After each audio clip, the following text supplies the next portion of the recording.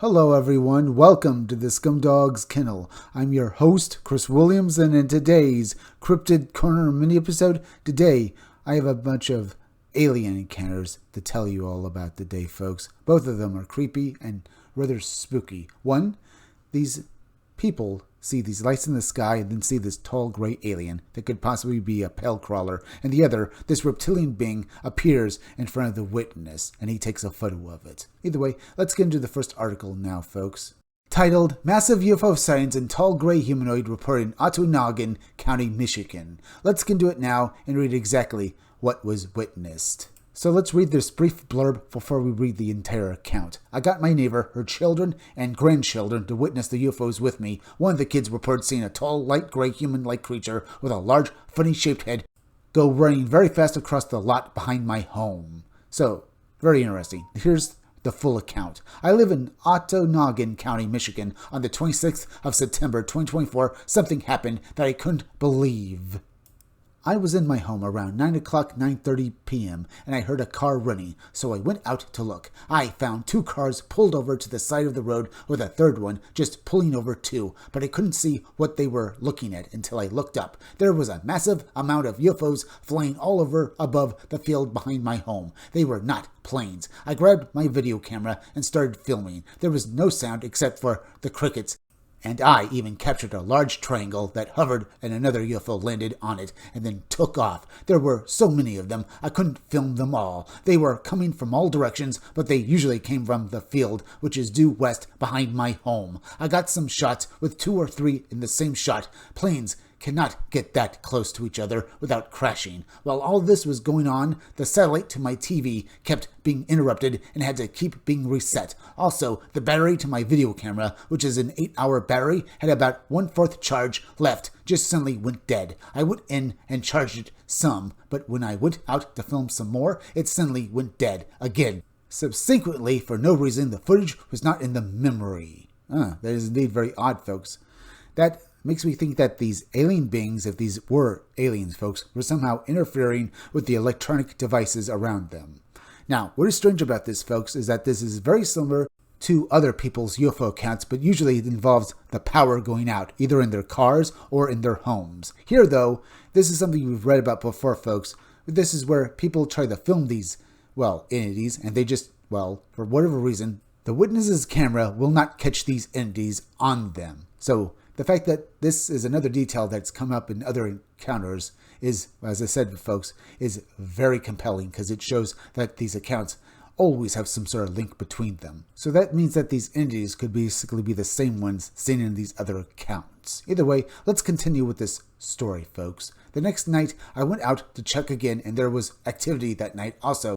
The 27th, just not as much. This time I got my neighbor, her children, and grandchildren to witness the UFOs with me. One of the kids reported seeing a tall, light gray, human-like creature with a large, funny-shaped head go running very fast across the lot behind my home. I did not see this, so I cannot say whether it was real or not. I'm a little inclined to believe it because my neighbor and I both have had someone or something outside of our homes for a few nights, but were unable to catch whoever it was. I think this place really needs to be investigated. The field behind my home is never worked by farmers, never mowed by anyone, yet the grass and weeds never grow there. And when looked at from above on Google Earth, it looks like there are possibly some sinkholes and I know some artisan wells. My whole village sits above hundreds of artisan wells, and maybe that's why they are here. I hope you get the chance to read this because it was amazing. Sincerely, M.H. M.H.'s story is really amazing, folks. I agree with them. What were these entities doing there? And if indeed there are some sort of wells, and he calls them artisan wells, folks, maybe these alien beings were there for the water, because we've seen this before as well, folks, down in South America, where small lakes are basically drained overnight by what people surmise are alien visitors. Is that what we're seeing here as well in Michigan? Well, it could possibly be the truth, folks. Either way, let's read this note that also came with the article, and then we'll talk a little more about this. The plodding lights phenomenon also occurs in Ontonagon County, Michigan. I am following up with the witness. So, I'm eagerly waiting updates on this story as well, folks, because it sounds truly interesting. Now, I think that, Ontonagon, Michigan might be maybe a window area. because of other notable phenomena like the plodding lights is happening there, folks, then I have to say that if aliens, tall gray beings, possibly pale crawlers, and these plodding lights are all taking place in a area around this guy's home, then I have to say that this man and the others living in this town in Ontogon County, Michigan, are probably living in the center of a window area. Now I have to say, folks, do they see this kind of thing every day? Or is it like maybe only, well, occasionally? Because I wonder about that, folks. If you live in a window area, how often do the residents see anything? Anyway, let's move on to the next article, and then we'll talk more about this story and it as well. Reptilian humanoid photo that began the Eckhart ordeal. Indeed, folks, let's look at this, well, little article and the photo that comes with it, folks, because there are definitely a few words I have to say about it, folks. But either way, if this is indeed a true story, folks, this is, as I said, frightening for the fact that this guy took a photo of this creature that just appeared right in front of him. Either way, let's start the article now. This photo was taken as a reptilian humanoid began to manifest near experiencer David Eckhart in his bedroom near Pensacola, Florida in 2008. This image is the best example of a digital capture to date. Alright, unlike the last story, folks, where the witness tried to film these UFOs but failed to do so, in this case, folks, this guy used a digital camera and was able to capture this reptilian being in front of him as it was manifesting. So at least in this case, folks, this guy was able to get a photo of it. Now, the photo is a bit confusing, folks, and when you see it, I'm going to basically have to, well, point out where this alien being is in it, I guess. But either way, it's still one of the better evidence I've seen for alien beings yet. So I have to agree with basically the article here. Either way, folks, let's finish off this article, and I'll give a few more ideas before we actually look at this video, and I'll really begin to theorize on the nature of it. Let's get into this part of the article now. These beings appeared in solid form as they arrived, then within a split second, transformed to a non-solid holographic type form. They used a type of Stargate-like transport system, though they do use propulsion craft as well and can move within conduits, electrical and telephone lines. That is truly on the woo-woo side of things, folks. I mean, yeah. Here we have these reptilian beings who can apparently, well, transfer themselves through electrical wires or even telephone wires. And the sound of that does sound very silly, folks. It's why some people just don't believe that this is even remotely possible.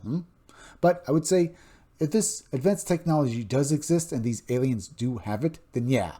To us, folks, it looks like magic, but to them, it's everyday science. I know you're probably already thinking, folks, but this is so silly. Why would they be able to, well, transfer themselves through telephone wires when we're basically now living in an age of basically, well, iPhones? Well, maybe they can also transfer themselves through, well, the waves in the air as well. We're talking about advanced technology here, and we can't basically subscribe our own ordinary understanding of our technology here, folks. It could be basically beyond us. But either way, here's the photo itself, folks. And as you can see, this alien being appears to basically be this almost light or basically crusted looking thing over here by the side. Now, it does look somewhat reptilian-like, but it's not blurry, but it's so odd and malformed that I can't make out any real details. But I do think I can see eyes, or at least the slits for eyes, and I see something that looks like a mouth. But it sort of looks like basically, to me, like a noseless gray alien to me, folks, rather than a reptilian. But then again, this is green, so maybe that's exactly what it was. I wish that the guy who uploaded this video basically gave us a better idea of how we're supposed to look at that photo. But then again, maybe he wants to leave it to us to basically decide if this is real or not and basically, well, see what we make of it of ourselves. Because I have to say, folks, the photo is so weird that all I can really see is maybe what looked like, well, the parts of what looked like a face in it. But that's about it. But what about all of you? Do you think that actually is a photo of a reptilian being, folks? A reptilian alien? If you do, folks, we'll just have to wait for updates to make sure. Anyway, we're at the end, so please go subscribe to my YouTube channel, Read Comics They're Bad For You. You can use the YouTube link down below in the descriptions or the chat to go subscribe to me. Now, folks, I'm Chris Williams from the Scumdogs Kennel. Thank you all for joining me. I'll be back again tomorrow with another great video, so be sure to come back again then. Till next time, folks, I'll see you all again soon.